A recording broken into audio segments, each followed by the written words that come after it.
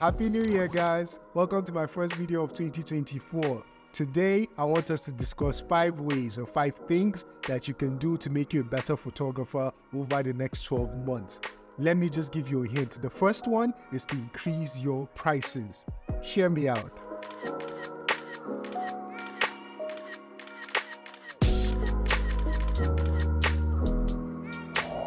Hey, so before we get started, thank you to my community, everybody who subscribed, everybody who has been on this journey with me. But then if you're new here, my name is Khalil. I'm a photographer based in Nigeria, and I put out content around my passion for photography. So please subscribe. Please help grow this community. Welcome aboard.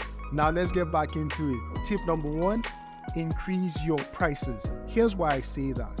Higher rates bring higher paying clients. I mean, you can already see the upside in that. All of these dreams, you have these mood boards, you have these inspirations, things you want to create. It's possible that you need a certain type of fabric, and the clients that usually shoot with you can't afford stuff like that. Maybe there's a new location in town, it's an expensive hotel, and your usual clients don't have access to that. They might be able to pay for your services, for your pictures and for your time, but they can't pay for these other extra elements, right? What if you increase your prices and it brings in people with a higher income? People who can say, yes, that hotel, oh yeah, let's go, I like that idea. Oh yes, of course, I have a friend who has a horse, we can make it happen. You get what I mean? The quality of your pictures can grow because you have more quality elements to add. So increase your prices. So here's the second tip. You should start a personal project. A personal project is a series of images, a body of work that you're creating only for your own consumption, right? You're creating from your own inspirations, your own mood boards. You're creating for you, not for clients. A lot of us only pick up our cameras when there's money on the table, when it's client work. The place to freely express yourself is in your personal projects. If you're wondering how to come up with one, pick a theme. For example, if you're a documentary photographer, you can decide that I want to take pictures of the morning life in Abuja, exercise groups. There are a lot of people who run and walk in the mornings in Abuja. There are women that sell kose by the side of the road. Just basically, what is the morning like? Children going to school. I want to have a body of work for myself where I just go out in the mornings, see how the light falls, see the traffic warden and how is high energy in the mornings but might not be later in the day.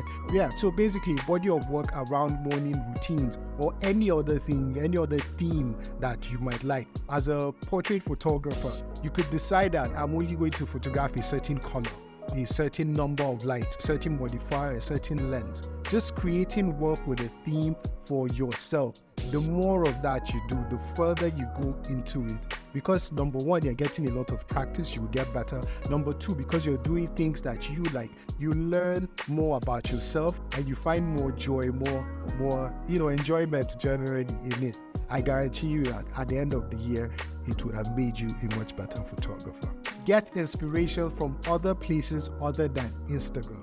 There are a lot of wonderful photographers on Instagram, but most photographers on Instagram are not high quality. And the more time we spend on Instagram, the more low quality or medium quality images we see, it becomes what we aspire to because it is what we know. We need to be able to get off of Instagram to find higher quality images. So for example, you have a favorite photographer, check out what they have on their website. Check out their personal projects. What are they creating for themselves in their free time, right? Check out websites where they have competitions, right? So people all around the world are submitting portrait images or wildlife images. There are a ton of them everywhere. Maybe I'll link some of them in the description. There you know that you're going to see the absolute best of what is out there.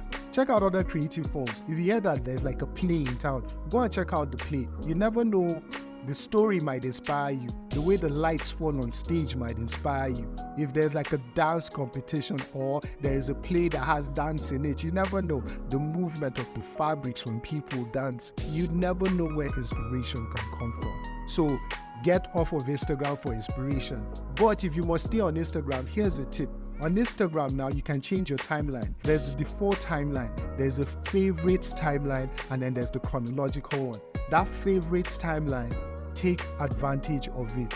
Select who you think are the absolute best photographers whose work inspires you and put them on that timeline. If you spend more time on that than what the algorithm is showing you, chances are you'll be more inspired. Chances that you find better inspiration there. So get off of Instagram, but if you must be on Instagram, then be on your favorite tab. Tip number 4, review your portfolio. Some of us don't even have portfolios, so maybe we should start there. Create a portfolio. Give yourself a number, let's say 20. Go through all of the pictures that you've shot in the past and come up with what you think are your 20 favorite images, or 20 favorite, not 20 best, because sometimes we judge what is best by the reception or how many likes did they get, what were people's comments on it. Maybe choose your 20 favorites. What that does for you is you learn about your work. Okay, what is common about these 20 images? Did I light all of them the same, or what was the most common lighting pattern? Is there a dominant color? Is there a dominant mood? Did I shoot most of them in the studio? Did I shoot most of them at a wedding? Did I shoot most of them outdoors? Was it natural light? Is there a story that I was trying to tell? Is there a story that binds all of these things together? When you create your portfolio and review it, you learn more about yourself. It means from there you now have a foundation. Okay, I've learned from my work that I like photographing happy people in red dresses. So maybe I should do more of that, because now you've discovered something about yourself. You've discovered who you really are as a photographer, as an artist, and then you just build from there. You find that you become more passionate about the work you create because now you have direction, right? So create your portfolio, review it, and use it as, a springboard to higher things. So here's tip number 5. Tip number 5, it should be like this. Tip number 5, not number 5. Tip number 5 is to attend more workshops. We absolutely have to keep learning. Learning has to be a continuous process. There's no pausing when it comes to learning, and workshops are a fantastic place for that. Number 1, there's this photographer who inspires you, whose work you like. When you attend their workshops, clearly you get to learn from them on a one-on-one basis. Number 2, your network expands because now that photographer is somebody you know one-on-one, somebody that might be able to give you advice down the line, give you feedback on your work, I just mentor you through your growth years, right? Number 3 is you meet other photographers, like-minded people. You're building your tribe. You could form a new community where you always inspire each other, you always bounce ideas off of each other, you help each other. So I speak for myself, workshops really propelled me early in my career. What that did for me was I grew rapidly. My network is really vast right now, and it's because I met a ton of people across a lot of different workshops in a lot of different places. I am proof for how much a workshop can do for you. Now, speaking of workshops, the portrait workshop is right around the corner. That is my baby. It's a gathering of photographers learning everything to do with portraits. Everything from the first phone call with a prospective client all the way to delivering print to the client. Everything in between. Of course, you're learning about lighting and post-processing, but then you're also learning about business and how to handle clients and how to brand yourself as a creative. I absolutely poured my soul into the first edition, which was last year, and the second edition is here. It's 19th to 24th, 2024. Obviously, it's my studio in Abuja.